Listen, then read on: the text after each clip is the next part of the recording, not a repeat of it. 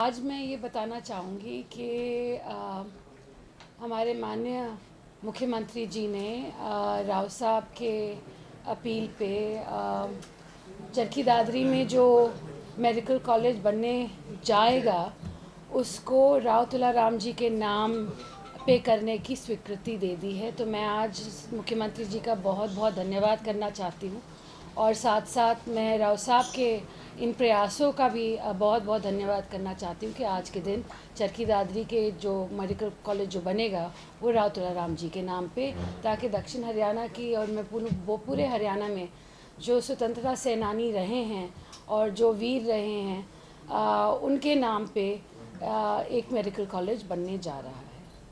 साथ साथ अभी अभी कुछ दिन पहले ही मुख्यमंत्री जी ने 100 करोड़ से ज़्यादा के शिलान्यास और उद्घाटन दोनों किए हैं और उसके बारे में भी मैं हेल्थ डिपार्टमेंट की तरफ से कुछ बताना चाहूँगी आपको कि हर ज़िले में अब महिलाओं की क्लिनिक खुलेंगे। 23 के 23 ज़िलों में महिलाओं के लिए क्लिनिक बनेंगे। तो एक स्वस्थ नारी सशक्त परिवार के तहत ये बहुत बड़ी योजना है हमारी सेंट्रल गवर्नमेंट की भी और हमारे राज्य सरकार की भी। इसके साथ साथ एक अमृत योजना जो फार्मेसी है, अमृत फार्मेसी जो सेंट्रल गवर्नमेंट की फार्मेसी रही है, आज तक सिर्फ रोहतक के पीजीआई में रही है। अब ये अमृत फार्मेसी हर डिस्ट्रिक्ट नागरिक अस्पताल में खुलेगी। इसके साथ साथ एक नई योजना जो हमने लॉन्च की है वो है टेली ईसीजी को लेकर, ताकि टेली ईसीजी हर कुछ 600 पीएचसीज़ में हमारे स्टेट में पूरे पीएचसीज़ जो 600 हैं उनमें इलाज हो सकेगा। उनमें पता चल सकेगा जिनको भी जो दिल के मरीज़ हैं, जिनको भी कुछ लगता है कि ठीक नहीं हो रहा है उनके साथ, तो ईसीजी वहाँ पे होगी और वो अपना इलाज ज़रूर करवा पाएंगे। और इसके अलावा 766 जो हमारे पीएचसी सीएचसीज़ अर्बन ब्लॉक हेल्थ क्लिनिक्स हैं, सब सेंटर्स हैं, उनको मुख्यमंत्री जी ने मंजूरी दी है और 766 नए हेल्थ जो हमारे हेल्थ सेंटर्स हैं वो बनने जाएंगे। मैम, जो विमेन क्लिनिक्स आपने बोला अलग से हुआ, ये कैसे सेपरेट होंगे गवर्नमेंट हॉस्पिटल से और काउंसलिंग? नहीं, गवर्नमेंट हॉस्पिटल्स में ही होंगे जी। हाँ जी, ये सिविल अस्पताल में ही होंगे। सॉरी, आपने कुछ कहा? सॉरी जी, ये सिविल अस्पताल का ही हिस्सा होंगे और एक नया वो होगा कि जहाँ महिलाओं को अपनी दिक्कतें पड़ती हैं उनके लिए वो प्रावधान किया गया है कि वो सीधा जाके उन क्लिनिक्स में अपना देखभाल अपना इलाज करवा सकें। टेली ईसीजी कैसे होगी, मतलब क्या इतना इंफ्रास्ट्रक्चर होगा? जी, ईसीजी मशीनें लगाई जा रही हैं, तो बिल्कुल इंफ्रास्ट्रक्चर है पीएचसीज़ में। सॉरी मैं टेली ईसीजीज़ के लिए ईसीजीज़ प्रदान की जा रही हैं हर पीएचसी में और वहाँ पे डॉक्टर्स भी होंगे ताकि वहाँ पे मॉनिटर हो सके। और साथ साथ टेली पे क्योंकि आपका एक बार ईसीजी हो जाता है वो ऑनलाइन चला जाएगा और जो डॉक्टर देख रहा है वहाँ पे ऑनलाइन वो बता सकेगा कि अगर आपको कोई प्रॉब्लम है या नहीं। जो महिला क्लिनिक होंगे वो जिला अस्पताल के अंदर ही होंगे या अलग से होंगे? नहीं, ज़िला अस्पताल में। हाँ जी, हर डिस्ट्रिक्ट में अस्पताल में ही रहेंगे। इसके लिए फंक्शनिंग किस तरीके से होगी? जो महिला अस्पताल आप कह रहे हैं, महिला क्लिनिक जो कह रहे हैं, जैसे मान लो एक्सरे करवाना, अल्ट्रासाउंड कराना, वो सारे गवर्नमेंट हॉस्पिटल के ही इस्तेमाल होंगे? बिल्कुल नहीं, बेसिकली नहीं, आप बात कर रहे हैं, मैं कह रही हूँ महिलाओं को लेकर जो प्रॉब्लम्स होती हैं उनकी बात, हम समस्या की बात कर रहे हैं। हम रेगुलर ईसीजी या एक्सरे की बात नहीं कर रहे, हम और महिलाओं की और प्रॉब्लम्स होती हैं उनको दिखाने के। मैम, अमृत फार्मेसी की आपने बात की है, तो अभी क्या मतलब पायलट प्रोजेक्ट के तौर पे कहाँ शुरू हुआ है? मतलब नहीं, अभी शुरू होनी है जी। अभी सीएम साहब ने इसका उद्घाटन किया है। अभी हर डिस्ट्रिक्ट अस्पताल में, डिस्ट्रिक्ट अस्पताल के अंदर या अगर वहाँ जगह नहीं है तो बाहर की तरफ हम एक कियोस्क बनवाएंगे जहां अमृत फार्मेसी लगाई जाएगी और कम से कम दामों पे बेहतरीन जो हमारी मेडिसिन्स हैं वो वहाँ मिलेंगी। मैम, हेल्थ इंफ्रास्ट्रक्चर को लेकर बीते दिनों मुख्यमंत्री जी और आपने पंचकुला में एक कार्यक्रम में शिरकत की थी। अगर 1.5 साल की बात करें आपके कार्यकाल के एज ए हेल्थ मिनिस्टर, तो कितना इम्प्रूव आप लोग कर पाए हैं? जो आपने तय किया था क्या उसके मुताबिक आज प्रदेश में स्वास्थ्य सेवाएं लोगों को मिल रही है? मतलब क्या और आगे की क्या प्लानिंग है बड़े तौर पर? नहीं, बड़े तौर पे जी प्लान से 1.5 साल में मैं पहले तो ये फिर से ये ज़रूर बताना चाहूँगी कि पिछले 1.5 साल के कार्यकाल में हमने 2 मेडिकल कॉलेज खोले हैं। हमने 200 सीटें मेडिकल कॉलेज में शुरू की हैं। इसके साथ साथ आने वाले इस साल में हमें कुटेल जो करनाल में है वो मिल जाएगा और हैंड ओवर हो जाएगा। तो उसके बाद हम फिर अपने एनएमसी से हमारी परमिशन शुरू होंगी, तो शायद अगले साल की बात होगी जब हैंड ओवर हो जाए। उसके बाद जींद का एक मेडिकल कॉलेज है, वो भी 80-85% कंप्लीट है। इसके अलावा यमुनानगर, सिरसा में भी मेडिकल कॉलेजेस बन रहे हैं। ये हो गई MER की बात। आज के दिन हर मेडिकल कॉलेज में डायलिसिस, फ्री डायलिसिस जो है वो आज का प्रावधान है। अभी CM साहब ने इनाग्रेशन किया है 2 और डायलिसिस सेंटर्स का, जो है 6 फरीदाबाद में और कोरियावास नारनौल में। तो सभी मेडिकल कॉलेजेस में आज के दिन डायलिसिस का प्रावधान है और लोग अपनी सुविधा के अनुसार वहाँ जाके अपना इलाज करवा सकते हैं। मैम, पिछले दिनों आप पंचकुला मेडिकल कॉलेज, अब हेल्थ की बात आई तो हमने हेल्थ में 800 से ज़्यादा डॉक्टर शामिल किए हैं। अभी 450 डॉक्टर और जिसकी फ़ाइल बहुत ही क्लोज है। लोगों ने अपने डॉक्टर्स ने अपने फॉर्म्स भर दिए हैं और बहुत जल्द आपको 450 और डॉक्टर्स मिल जाएंगे। हमने AMOs भी लगाए हैं। आज के दिन हमारी फार्मेसी की भी फ़ाइल चल रही है, उसका भी मुझे पूरा भरोसा है कि जल्द से जल्द हमारी जो फार्मेसी को लेकर वेकेंट सीट्स हैं वो भी भर दी जाएंगी। जहाँ तक बात है इक्विपमेंट की, हमने हर सिविल अस्पताल में आज के दिन हमने या तो मशीनें ख़रीद दी हैं या PPP मोड पे गए हैं। तो हमने सारे प्रावधान कर दिया कि 500 एक्सरे 500 MEH होता है एक्सरे मशीन्स का, वो सारे सिविल अस्पताल में बेहतरीन से बेहतरीन एक्सरे मशीन्स वहाँ प्रदान की हैं। इसके साथ साथ हमने अल्ट्रासाउंड मशीन्स की हैं और CT स्कैन, MRI स्कैन हमने PPP मोड पे लगा दिया है।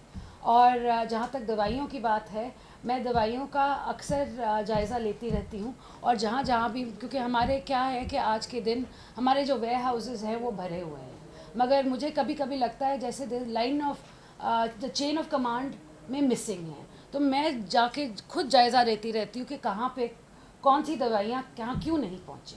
तो ये मैंने सतर्क भी करा है सभी CMOs और PMOs को कि अगर दवाइयाँ हैं और तुम कहीं बाहर की दवाइयाँ दे रहे हो तो मुझे बताओ क्यों दे रहे हो।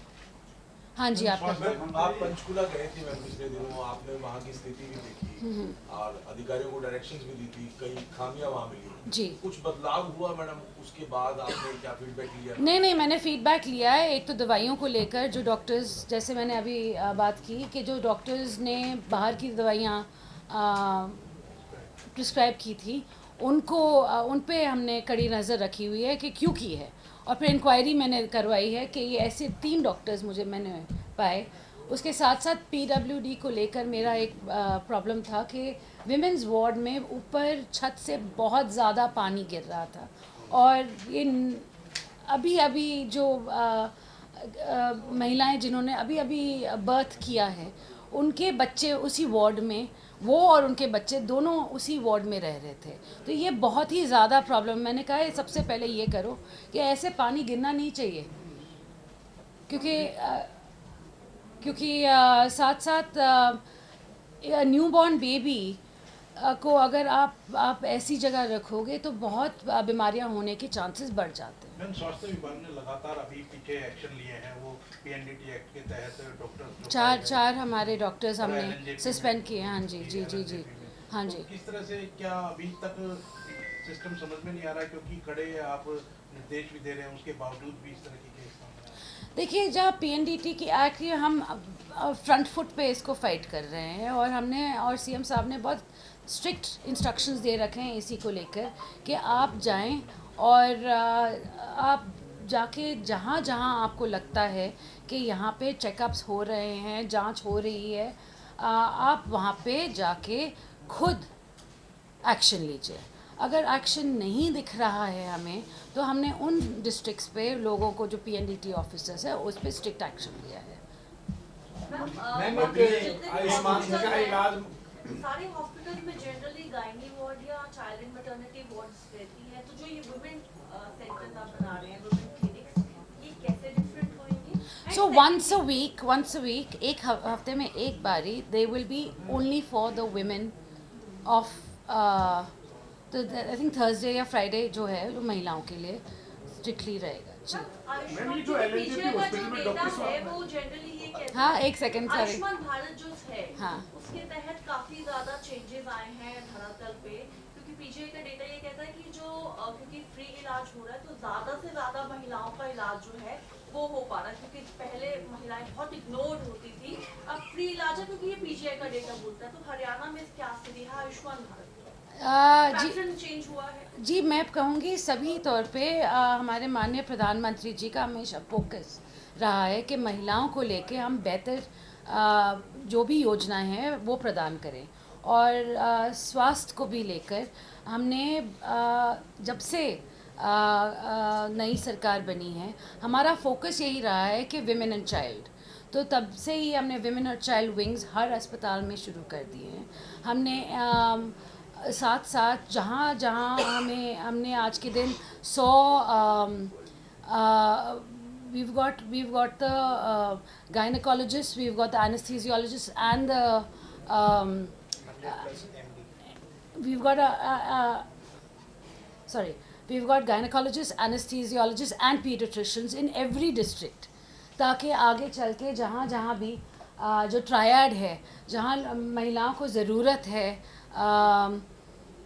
ऑपरेशंस की, क्योंकि सारी नेचुरल बर्थ्स नहीं होती, कोई प्रॉब्लम्स होती हैं बर्थ्स में, तो हमने ये भी कर रखा है कि महिलाओं को जहाँ कम से कम दिक्कत हो और पहले ही पता चल जाए कि यहाँ पे कोई इशू होने वाला है और इनको ऑपरेशन की ज़रूरत पड़ेगी, तो उसके तहत उनका ऑपरेशन भी हम शेड्यूल करवा देते हैं। मैम जो LNJP हॉस्पिटल का जो इशू है जिसमें डॉक्टर ने इस तरीके की जो हरकत की जी, उसके जी। बाद कार्रवाई हालांकि आपने की है, जी क्या मैसेज है मैम और डॉक्टर्स के लिए इस तरीके नहीं जी, मैसेज बहुत क्लियर है हमारी सरकार से। हमारे मुख्यमंत्री जी को से भी मैंने बात की थी इस बारे में, कल ही परसों की थी, और मैंने ये CM साहब ने भी स्ट्रिक्ट इंस्ट्रक्शंस दिए हैं और मैंने भी कहा है कि यहाँ पे एक तो कैसे हो सकता है, सिक्योरिटी लैप्स कैसे हो सकती है, ऐसी होनी नहीं चाहिए, और आगे चल के अगर कोई भी ऐसा कदम उठाने की सोचता भी है तो आप सोच लीजिए ये सरकार आपको बख्शेगी। महिलाओं की सेफ्टी इंश्योर करने के लिए कोई सक्षम दिए हो सरकारी अस्पतालों में इस तरीके से? नहीं, बिल्कुल हमने इनफैक्ट CM साहब और हम बैठे थे, एक मीटिंग कर रहे थे, तो उसमें हमने कहा था कि सफाई को लेकर और सिक्योरिटी को लेकर हम दोनों को हम PPP मोड में करना चाहते हैं, ताकि और सिक्योरिटी हर अस्पताल को हम प्रदान कर सकें, बेहतर सिक्योरिटी। कितने सुधार की अभी और जरूरत है, आपको क्या लग रहा है? आप रोज रिव्यू करते हैं मैम? जी, काम इज़ ऑन गोइंग, कभी ख़त्म नहीं होता, काम में कुछ ना कुछ तो आता रहता है, मगर हमारी कोशिश बरकरार है, और हमारी कोशिश यही रहेगी कि हरियाणा के सभी नागरिक जो हैं उनको बेहतरीन से बेहतरीन स्वास्थ्य इलाज मिले। मैम ये एक सवाल है, इसके अलावा OP यादव जो विधायक है वो कह रहे हैं कि राव नरवीर सिंह को राव लिखने का भी अधिकार नहीं, तो सिर्फ राव इंद्रजीत परिवार के पास ही है, वो तो गलत लिख रहे हैं, उसकी इस बयान को कैसे देखते हैं? दूसरा, वहाँ जो अक्सर बना रहता है गतिरोध राव नरवीर सिंह और राव साहब के बीच में, किस तरीके से देखते हैं? OP यादव जी कह रहे हैं कि वो तो राव लगा ही नहीं सकते। आप OP यादव जी से पूछे ना ये सवाल ये मुझसे क्यों पूछ रहे हैं? देखिए, आज के दिन मैं सच्ची में बताऊं कि जो राव नाम है उसकी परंपरा एक है, मगर आज के दिन सबका पूरे दक्षिण हरियाणा में इतने सारे राव मिलते हैं, तो इसमें कोई पाबंदी नहीं है। हाँ जी।